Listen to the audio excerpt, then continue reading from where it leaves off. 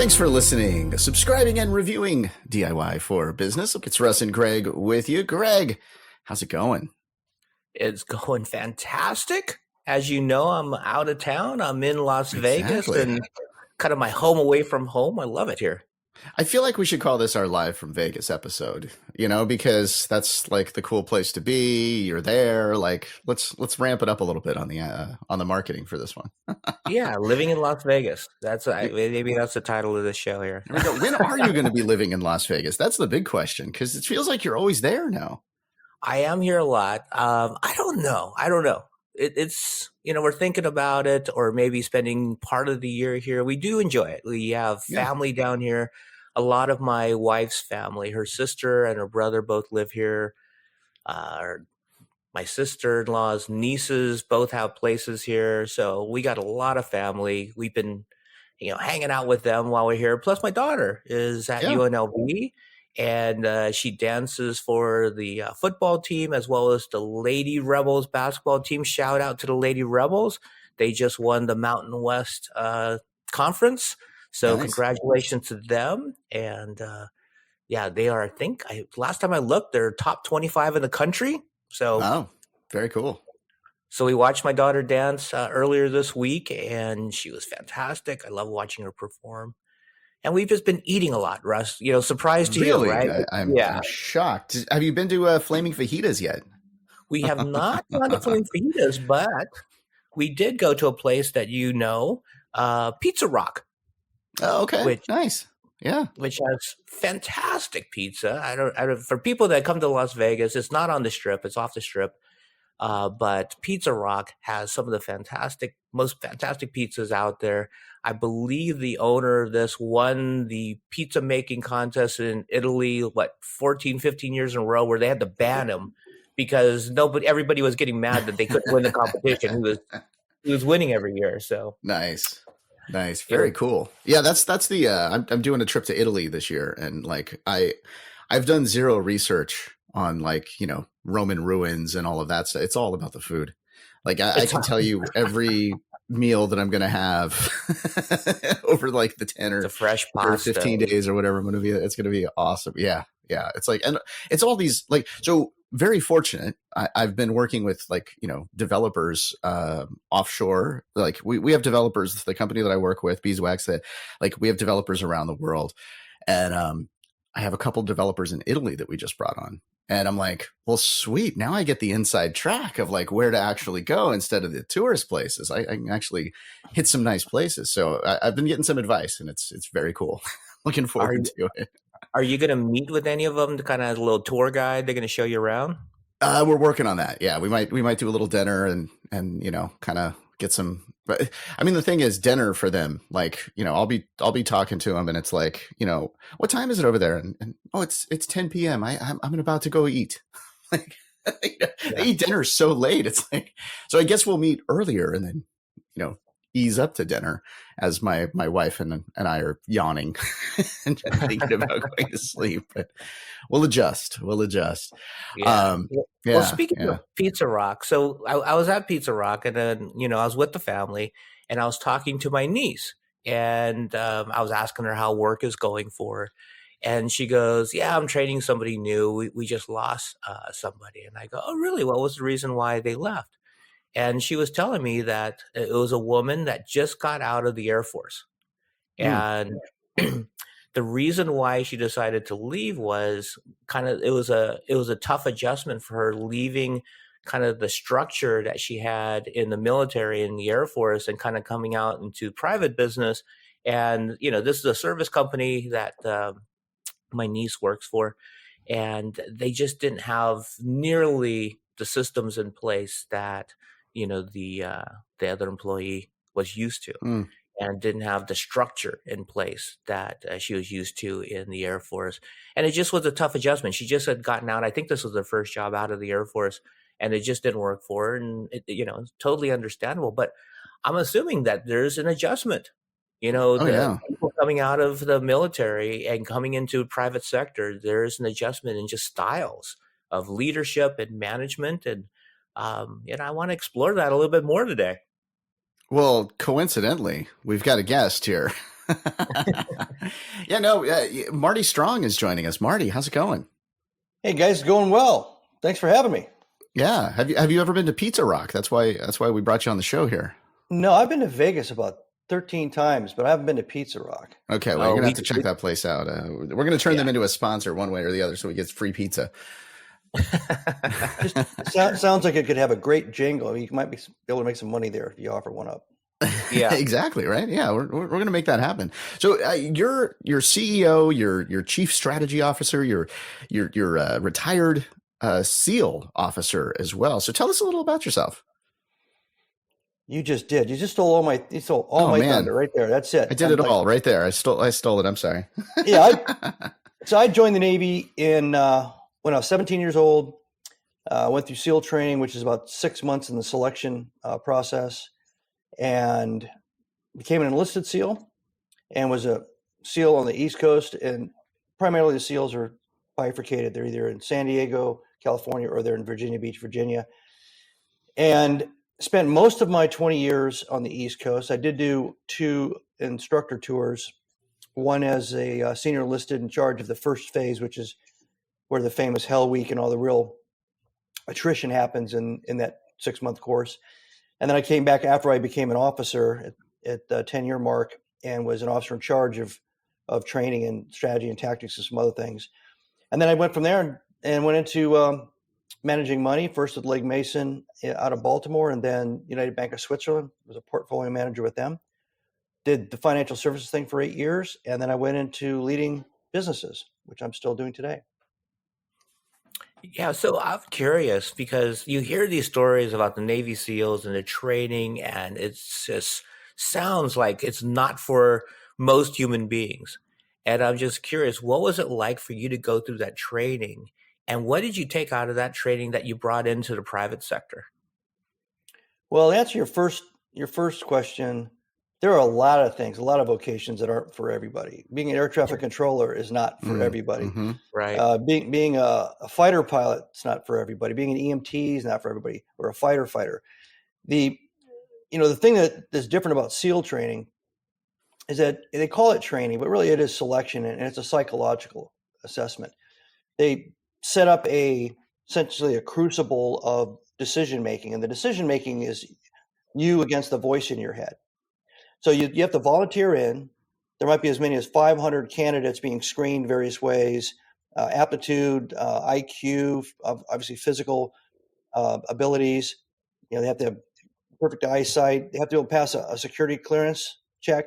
Those 500 are screened down to about 120 to 150 candidates per class. About 3 or 4 classes a year traditionally. And out of that, only 25% graduate. And most of that attrition happens in the first 5 weeks of that 6-month course. So what you're doing is you're basically bringing all these volunteers in. You've already pre-screened them once. You bring them into the course. You put them through about 4 or 5 weeks of constant physical exertion. And it's not so much shocking. It's more just think of like I want you to walk, but I want you to walk for 500 miles with a 80-pound pack on your back. We're not going to do anything. And there's sleep deprivation going on too, right? Well, there's 2 ways of doing that. Aside from Hell Week, which is kind of famous for the sleep deprivation, you get sleep deprivation all the way up to Hell Week because the training day ends and then you've got chores to do. You've got gear to repair and to polish. You've got rooms to get ready and uniforms to get ready for the next day's inspections. And so you're lucky between going to bed at around 11:30 at night and getting up around 4 o'clock in the morning. You're lucky to have any sleep during a normal day. So the only time you get to sleep is basically Saturdays and Sundays, and Hell Week is pretty much you don't get to sleep for 5 days. So, but that's all part of the breaking down of your own personal psychology, revealing what it is that you are inside. It's not something that's like the Marine Corps. We don't take people in, strip them down, and then rebuild them as Marines. And they're representative of the Corps, the history of the Corps, and all that. We just basically take a big chunk of clay and sandblast it and wait and see what shape comes out. And so that's the difference there. There's so much about that, like, and it's like, I'm doing my other Learning More podcast. I'm doing this podcast. So much of it comes down to just like self-awareness. like learning yourself and figuring out like, can I do this? Can I, like, I guess like taking an inventory of like what you feel like you can and can't do. But then there's also those kind of voices inside your head of like, oh, I can't do this, like the, the imposter syndrome type, stuff. I'm sure that hits you when, like when you're signing up and you're thinking about the Hell Week and you're thinking about all these things that are going to happen. And it also though happens in the decision of like running your own business, right? Like to manage anyone or to lead anyone, you sort of get that, can I do this? Am I okay with doing this? So you really like, that's, I guess, one of the other parts of that whole thing, right? Is just like overcoming that. I wonder if you could speak to that a little bit. Yeah, and it goes to the second question that Greg had. So what does it do for you, if it does anything for you in the commercial world, in the business world? Well, first off, you don't recognize it's doing anything for you when you're going through it. You're being pounded. You don't realize what they're doing. You don't know why they're doing it. When I went back as an instructor and I ran that first phase, I saw the I guess the elegance of what they were doing. And what they were doing and what they revealed was essentially psychological resilience. Now, think of a small business or a startup business or a business that's doing fine, but they want to scale up and all of a sudden they take a stable situation and turn it into chaos on purpose. Those are the same kinds of psychological bombardment, the same kind of fight or flight cycles every day that we're putting these guys through in SEAL training to get them to make a decision, to quit, to go away. This isn't for me. It's the same thing in small business. That's one of the main reasons small businesses don't succeed. It's not because they can't get access to information. It's because that psychology is a very human thing. It's a very personal thing. So unless they have somebody that can sit down that's already been through it or is going through it, that can say, look, this is a part of the deal. You know what this is? This is called a learning curve for a reason. Embrace the learning part of it. Don't keep looking at the curve's going to be 10 years from now. I'll finally know what I'm doing. Embrace the learning part, fail, learn, get stronger, get smarter. And guess what? You'll look up and you're 2 years into owning a business. Right. Yeah. I think it was funny for me. Like and I've told this story before of where, like I work at my day job and I start this, this kind of side gig business that eventually became a business that I ran for like 13 years. But I set a goal of myself by May. This was January. By May, if I'm not comfortable and if I don't have enough money, if I don't, like if everything's not going as smooth as I want it to be, then I'm going to quit. So I put this line in the sand. And then I just remember like in July thinking, oh shoot, I guess I'm okay. I guess I can continue this. Like it was, I don't know. It was like this crazy moment of like, I put the line in the sand and then I didn't even like think about it after. It was good. Everything was running fine. Yeah. Hey, Marty, one of the long list of things that you do is you're an author as well as, being a coach and a strategist and a CEO. You have 2 books, one called Be Nimble and the second called Be Visionary. And I'm just curious about the 2 books. Tell us a little bit about both of them and kind of the different angles you took about leadership in business in both of these books. So I've published 9 novels, and about the second or third novel in, I really felt like I was ready to try my hand at codifying and writing down what I thought about leadership. Because at that point, I was doing a lot of mostly pro bono assistance and advisory work with a lot of my friends that were CEOs or C-level, at least C-level executives. And I thought, well, okay, I'll just write down what's my shtick? What do I tend to focus on? What do they seem to see? Where's the value that they see in talking to me? And what kind of problems do they bring to me? Because I'm not a finance guy, right?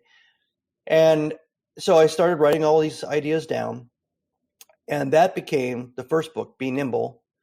And it, again, to your question in the earlier segment, Greg, it's how the creative Navy SEAL mindset wins on the battlefield and in business. So it's a way of taking everything I learned in the military and the SEAL teams and special operations and conveying it along with everything I've learned since as a leader in commercial businesses about leading people, about scaling companies, about training, mentoring, coaching talent. And that book was pretty much all about that. It was about crisis management, crisis leadership, and so at some point in there, I got some feedback from some of the beta readers that were reading Be Nimble chapter at a time. They were all business leaders. And they said, hey, with one chapter, you talked about strategy and how efficiency and optimization is kind of like the enemy of strategy. You're right. I mean, nobody teaches that. Nobody teaches how to take a concept, turn a dream or a vision into a concept, turn the concept into a working strategy, and back plan from there with an operational plan to execute and get to that goal, audacious or otherwise. So I wrote the second book. I wrote Be Visionary, Strategic Leadership in the Age of Optimization, to kind of scratch that itch, so to speak. Mm-hmm. I want to. So I went through the first book, right, and there were a couple of things that really stood out with me, and something that like the whole world has dealt with is we sort of had this known event of COVID and all the crazy stuff that happened to business owners during that time. We all know how crazy it was, but yet. Even though we had that known event, there were a lot of there's a ton of other things that happened during that, after that, these sort of, like the black swan type of events, the unexpected stuff. And you got a little into that in the book. This is something that we're all going to have to deal with, something that we can't plan for in business. So how do we prepare ourselves for those unexpected events? Well, again, I've learned this. The military, it doesn't matter if you're in special operations or not. Military leaders and those that are following those military leaders learn how to do contingency planning. Basically, that's just preparedness, like standard old Boy Scout rules. So you, as a businessman, what you can do is you can sit down and either by yourself, you can bring in people you think might have some good input.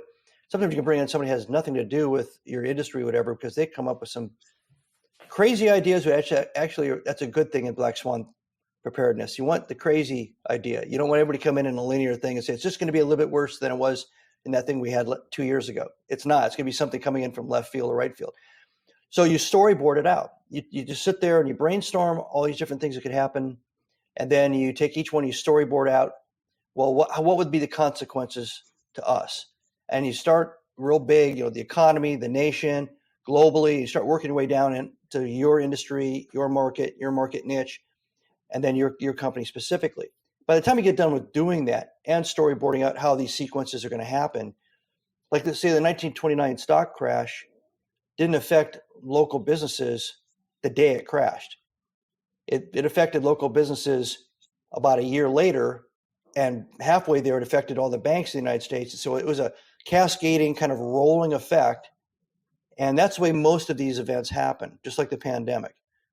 So nobody would have expected, and I wouldn't have storyboarded out. If I said, I'm going to prepare for an epidemic or a pandemic, I would never have said the United States government's going to shut everything down, because we had never done that. We've been through pandemics and epidemics and world wars.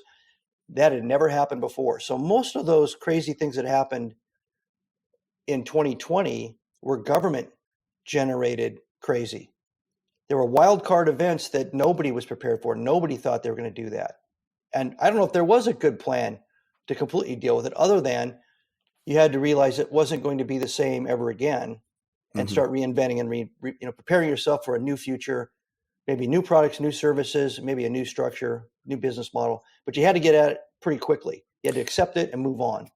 Part of me wonders, because of that, because it was so, like you say, wild card, because it was so black swan, because it was so different, is that going, like, I almost feel like with like this maybe pending recession thing that maybe some, business owners might now tend to overreact, because now that's like, they've been, afraid so long because of that. And now it's like, oh, well, this next thing is going to, cause these huge situations. And it's almost like the overreaction could be bad as well. Or it could be like almost like a self-fulfilling prophecy, like, oh, there's, I'm going to have problems, so I'm going to prepare for it. And I'm going to, reduce staff. I'm going to do this, whatever it is. And then all of a sudden it's like, oh, well, now I've actually made this thing actually happen. Right. That's my fear. But there's two ways to deal with it, right? You can deal with it as everything's a threat, and you're going to mitigate against the threat, and you're going to shrink, and you're going to go in the corner, and you're going to wait. Or everything's an opportunity. Right. The pandemic was a huge opportunity for, all kinds of cloud-enabled capabilities, especially like in the accounting finance world, but also like Salesforce and Zoom, that they were there. And it was just this weird point in time where the pandemic happened right when that technology that could use the cloud enabled all these people to work from home. And I can tell you, 4 years later, I could not have had all my accountants go home and start pushing massive payrolls through their home Wi-Fi system. They didn't have a T1 line. If you didn't have something, a pipe big enough, you'd been done, right? Yeah. But then when this happened, it was like, wow, this technology happened to be hanging out there. It was embraced by some, but not by the masses, not by all companies and corporations. But look how quickly we did it, because it worked, and we were forced to do it by this other circumstance. Mm-hmm. So there's an opportunity usually every time you see a threat. You just have to kind of, like I said, you storyboard it out, and then you train all your leaders and maybe if you're a small business, everybody in the company, so that they psychologically start to inoculate themselves against it happening, because it will happen. It might be a totally different one, but they know when that happens, you as the leader, the owner, you're going to pull everybody in a room. All right, everybody, let's take a deep breath. We've thought through this kind of stuff before. Let's start talking about what we know, what we don't know. Let's start rolling our sleeves up and making something happen. They know that's how the reaction is going to be. It takes a lot of the unknown emotion out of it for an organization.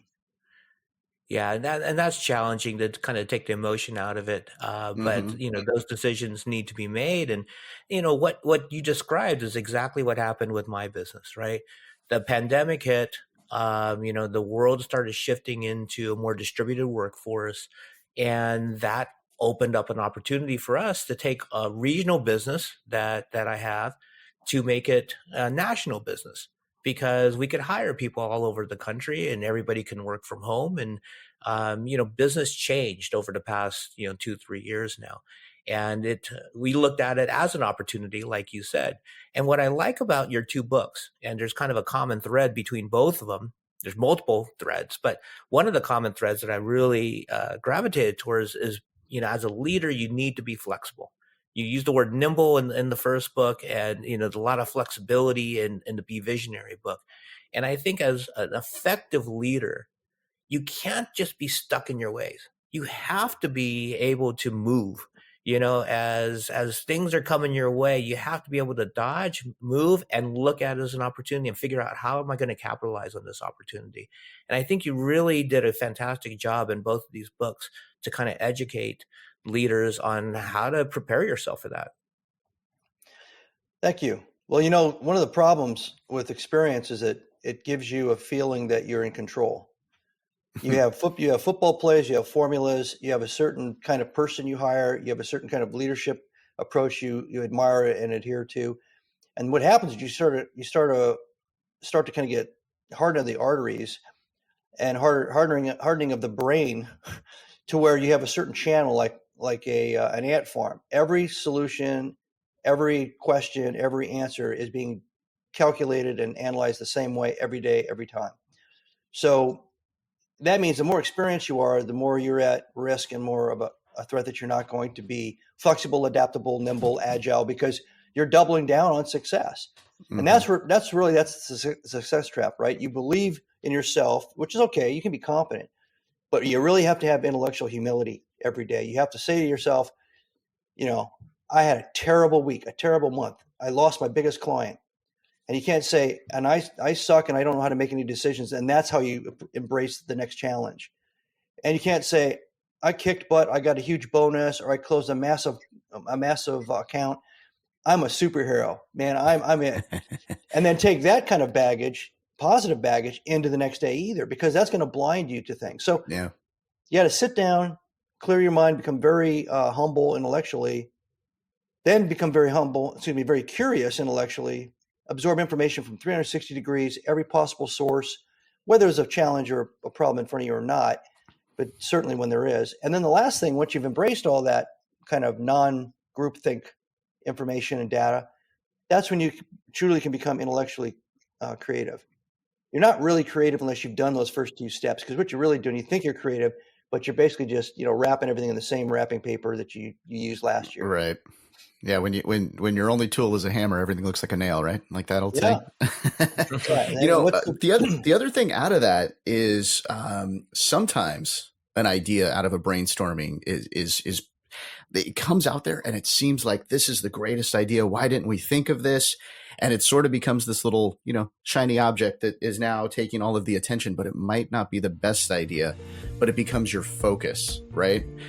How do we evaluate those things so that we don't get stuck in our own head of like, oh, this is the way to go. This is the way to go. We stop listening to others. We just push forward on this, maybe what's going to be a bad idea.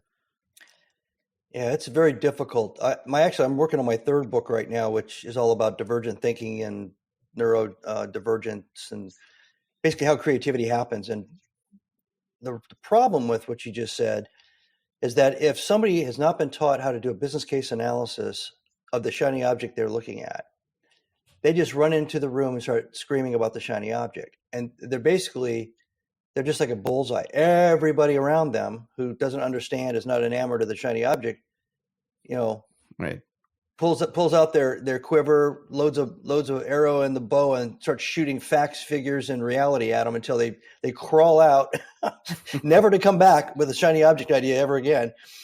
And I talk about, actually, part of Be Visionary, the middle part, the first part's teaching you kind of how to think like a visionary, and then how to go through the process of putting together a vision.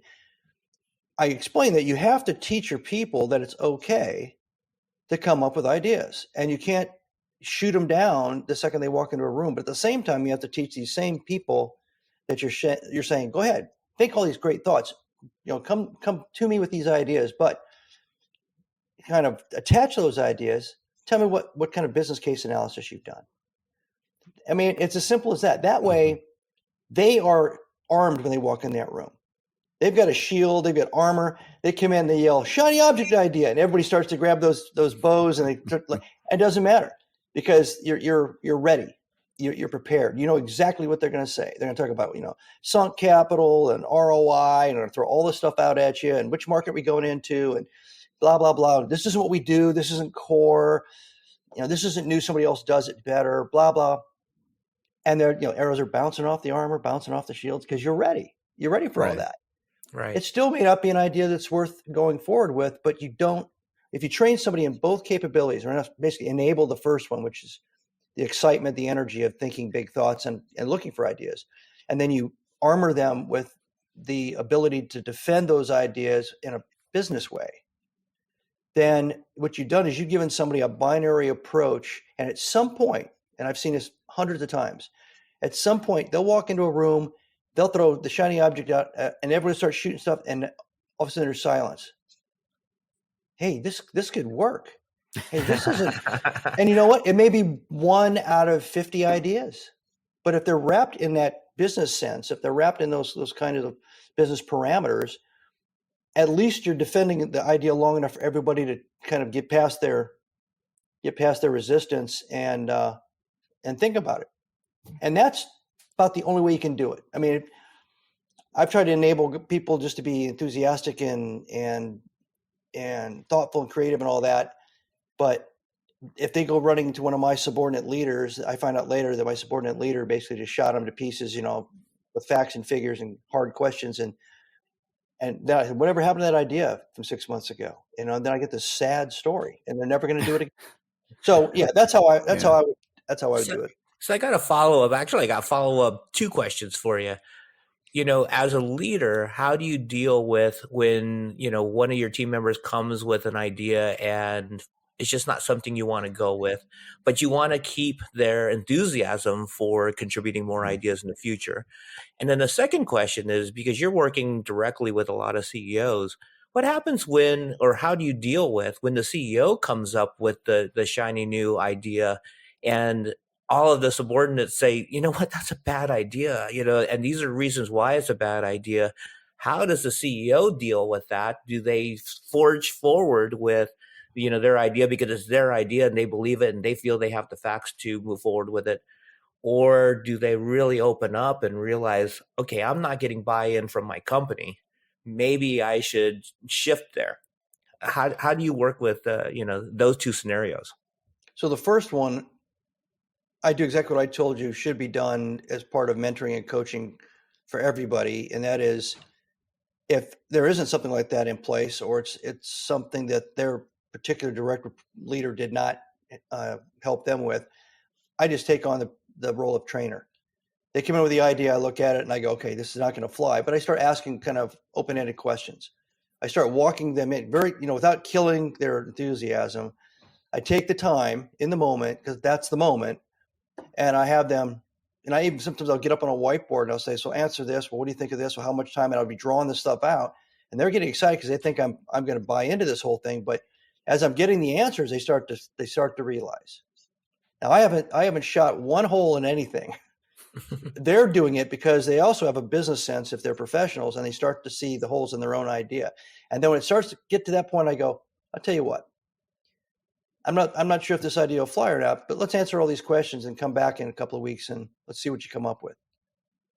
It's an exercise. It's training them. It's making sure that they don't walk out of the room saying to hell with this. If it's a CEO, first off, I don't think you can be a good CEO unless you can have a sense of humility. If you think you're the bomb diggity and you're all about the power and you're going to override all that input, then you're probably not a very good CEO. And you might think you are, and you might be perceived as an authority figure, but you're probably not respected. You're not a thought leader. You can't be a thought leader if your thoughts are all locked in 1974, 98, or 2014. You may think you are because you're repeating the mantra of whatever you learned in college or your first job, or whenever you finally figured out how to organize something. And the world's moved way beyond that, and nobody wants to tell you that. But the only way you're going to know that is you have to take a deep breath and embrace humility, which also means if you've trained your organization, you've trained your subordinate leaders, you want to encourage them to attack your plan.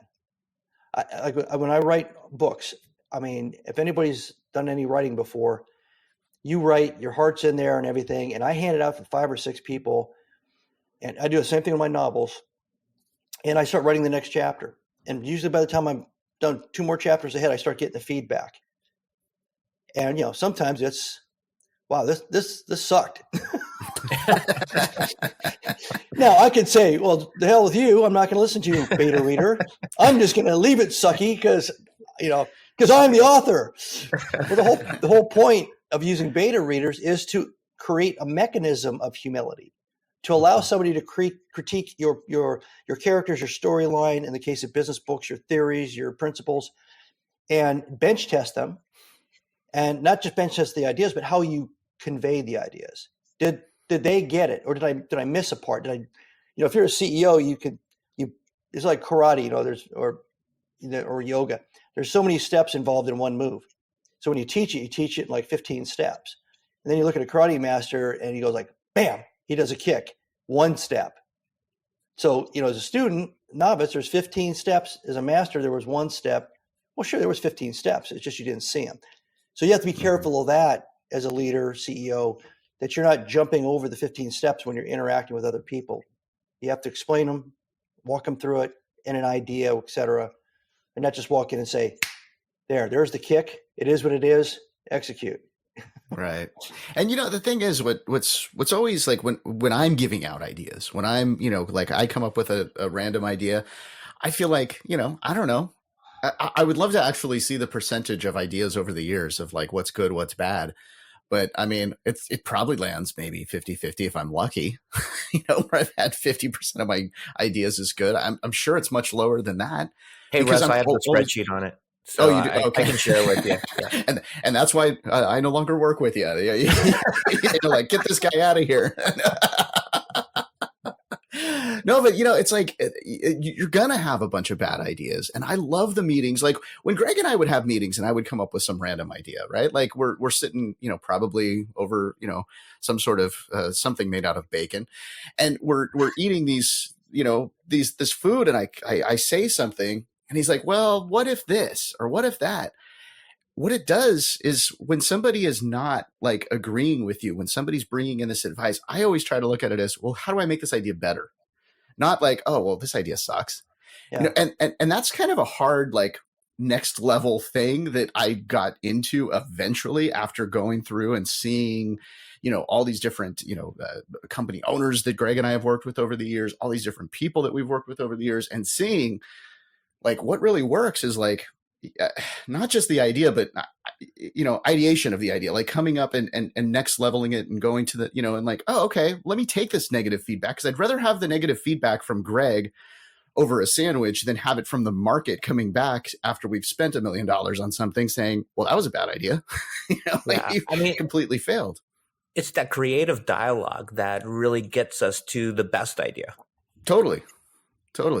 Yeah. So you, instead of emotionally defending your point, your position, what you should get into is coming up with the logic or working out the logic that supports your position.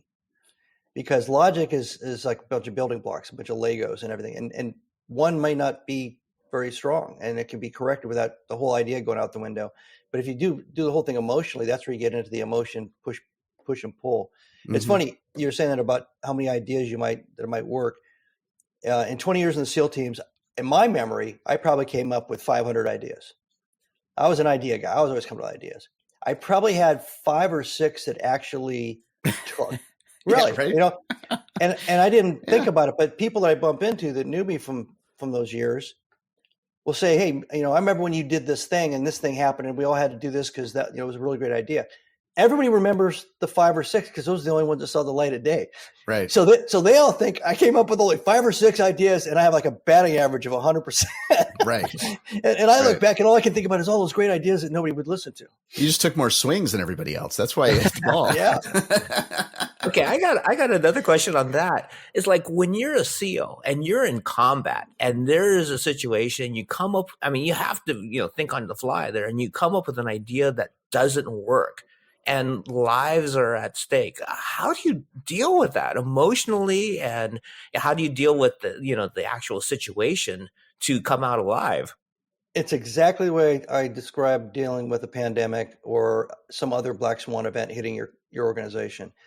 Same exact thing. So in the movies, the SEALs, Green Berets, we have all this time. We put together these incredible, complicated plans. We have all this intelligence down to the minute, down to the last foot up to the target.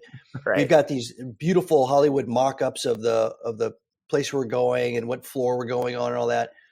That's all BS. That never happens. But you still have the plan, and you brief, and everybody expects that's probably the plan, and all the assumptions are based on real intelligence. But you also train everybody in training through scenario-based training to change the assumptions at the worst time, anytime, randomly, so that by the time you actually get into combat, you expect that Murphy's going to show up and things are going to change. So the way you deal with that is when it does change, you hunker down, you decide whether or not it's a go, no go, whether you need to abort the mission and go back, or whether it's something you can still achieve. The second thing is, all right, guys, what do you think? And then you have a brainstorming session right there on the mountaintop, in the bushes, sitting there in a sand dune, on the edge of the water, looking at the beach. You figure out kind of collectively, and it doesn't take longer. It's like pick up basketball. It takes like 3 or 4 minutes, and then all right, so Bob, you're going this way, you go down, go long, cut back behind the Volkswagen down there, and then you just go and you execute. Because all of us trust each other, all of us know we're highly trained, all of us have each other's backs, and they all trust the leader, and the leader trusts the men are going to do what the leader expects them to do. And if that all works, the leader then basically rolls with that kind of innovation, that improv, and lets everybody do their job. The leader shouldn't have to do any leading unless it goes to hell in a handbasket. Mm-hmm. And then if it does, the leader's job is to either get more resources there to help them finish the job, get out of there alive, or, look at the situation and come up with a better plan. So, perfect mission, you don't need an officer. If the mission falls apart, all the officer's doing is trying to help everybody get more resources, beans, bullets, air power, way out, whatever. So it's very, very, it sounds casual, but it kind of is, because you've been training to it all the way up to the moment that it happens. So, I've started asking this question about, like, because I love giving our listeners something actionable for like right now, right? So to be, more nimble, let's say, to be, a more nimble, business owner or leader, what can they do today to make that difference?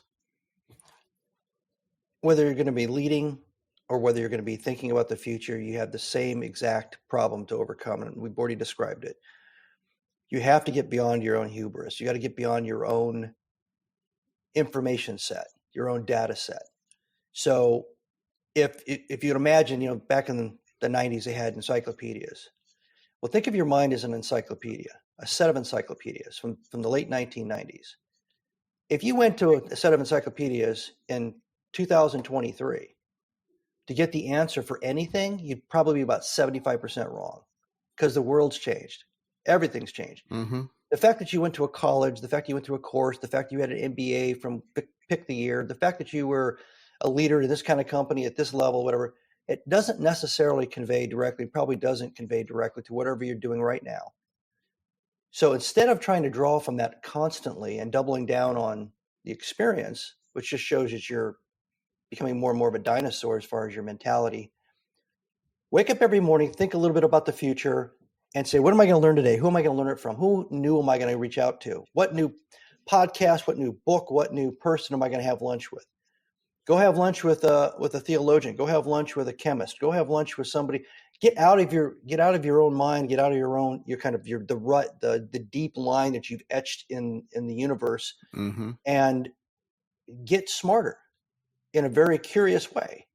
And what it does is, if you do it as a habit, just like brushing your teeth or working out or whatever, you start to see the world that way. You start to see information coming at you that way. Ideas, problems, everything. You go, okay, there isn't a way to do this. There isn't my way to do this, but there will be a way to do this. But we're going to figure it out together. We're going to use all this other information to come up with the best way forward. If you could just do that, as a person, as a professional, as a leader, I mean, you're basically an evolving, learning creature. That's mm-hmm. what you should be doing all the time. And probably 50% of your problems would go away because you'd be your eyes wide open. Yeah. Right. Yeah. I think that's great advice. And if somebody wanted to reach out to you to use you as a consultant or a mentor, or they want to read your books, what's the best way for them to reach out and buy the books or have a consultation with you? My author consulting speaker site is martystrongbenimble.com. I've got everything there. So all the novels, the business books, articles, etc. martystrongbenimble.com. Awesome. Marty, thank you so much for joining us today. Thanks for having me, guys. And remember, whatever happens in Vegas, in this case, did leave Vegas. Oh, that is a problem, Greg. Like, well, it is a problem because some of the stuff that happens in Vegas, I don't remember. So.